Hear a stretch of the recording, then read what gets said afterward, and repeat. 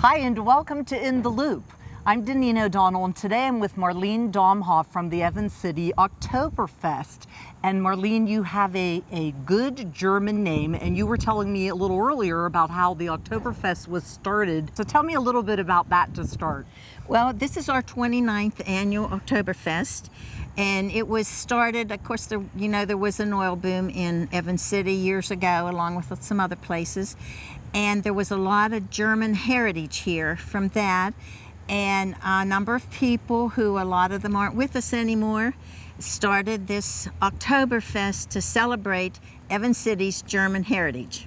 Tell us just a little bit. I'd imagine since it's celebrating German heritage, there's a lot of German food. Can you expect that at something like this? Well, you can expect a lot of food. Okay. Because, we like to eat.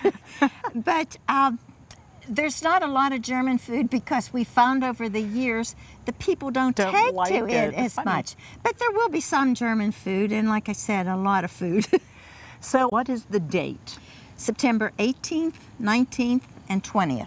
And I noticed that there are some different events listed at different locations. Now, I believe you set up the main festival right on Main Street. Is that correct? Well, not exactly, no. It's all over. It is on the side street, Jackson Street, down by Evans City Fire Hall. Okay. And then Wall Avenue, which runs along Jackson Street. It crosses Jackson Street. That street's blocked off. Jackson Street is blocked off.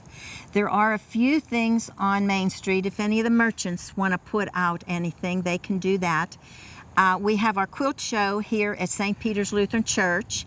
And last year the quilt show was so large, it was just filled with quilts, over 100. Wow. This year we've branched out. It will be here and some at the Evans City Library. Some of the quilts will go there. Now, is this people locally who are making the quilts and you bid on them, or how is it just a display of the quilts? It's a display of quilts, and it's really local people. Last year we had some people from Saxonburg and that bring their quilts. There may be quilts they have made or their grandparents have made and been handed down to them. And then we have a committee. We have a group in our church which is the committee for the quilt show, and they're called St. Peter's Sewers. Okay. And these are ladies who meet once a month. They quilt, they make things like that, and then they judge these quilts and we give prizes for them. Now, the Oktoberfest itself, I was reading about it, and there's lots of different activities that would appeal to lots of different people. I think I saw something about a kiddie tractor pull. And tell us some of the highlights of the event and what all are some of the family favorites that go on. Well, for the children, this year we're going to have the mobile firehouse, which the children could go through. Now, our firemen take care of that, and the children learn about fire safety in the firehouse. We also have a concern that comes in. We have 2 or 3 rides for children.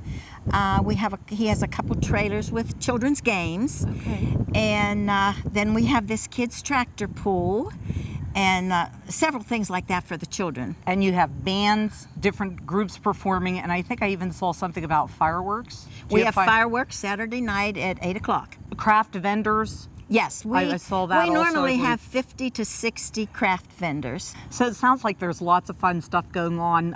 And I think I heard mention of a popular Chinese auction that takes place also. Tell us a little bit about that. Well, different businesses donate baskets.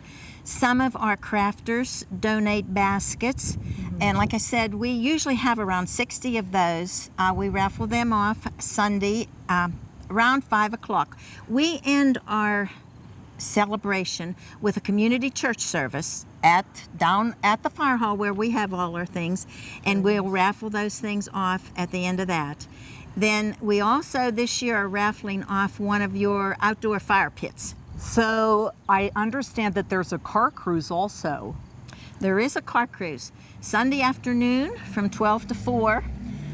A lot of cars. They line up the streets. Last year they had to keep blocking off more streets to allow room for the cars. It's a wonderful car cruise. Now, do they have to register, or can they just show up? They can register when they get here. Okay, They very can good. pre-register, and that's with Jack Weber. Okay. A lot of people know him from car cruises because he's big into the antique cars. Okay. But they can register when they come. And also, I understand there's a parade that goes right down Main Street, I think. Correct. That's Saturday morning at 11 o'clock. We have local participants. We have several of the Serious Shriners units that come and participate in, and kids love to watch them with all their cars zipping around and doing They're things. fun. Everybody loves a parade too. Yes. Now, how can they find out more information about this event? Well, we have what we call flyers printed up. They're booklets. They're in the process of being printed now. I put them around in the different businesses in Evans City, some in Zillionople. I try to hit some in Cranberry, and people can pick them up. Okay. And it has all the itinerary for the weekend in it, the times, what's going on, and advertisements of the many businesses who have sponsored things and helped us. We have a lot of cooperation from our businesses. They are just great to cooperate to help promote the town. Well, I think that's fantastic because they're such a key part of keeping the neighborhood alive. Right. So tell me again the dates of this event. It's September 18th, 19th, and 20th. It just sounds like so much fun, and there's so much to do for all ages and all different interests. So I hope if you have free time that weekend, you stop here at Evans City and partake in their Oktoberfest. For Armstrong, I'm Deneen O'Donnell, keeping you in the loop.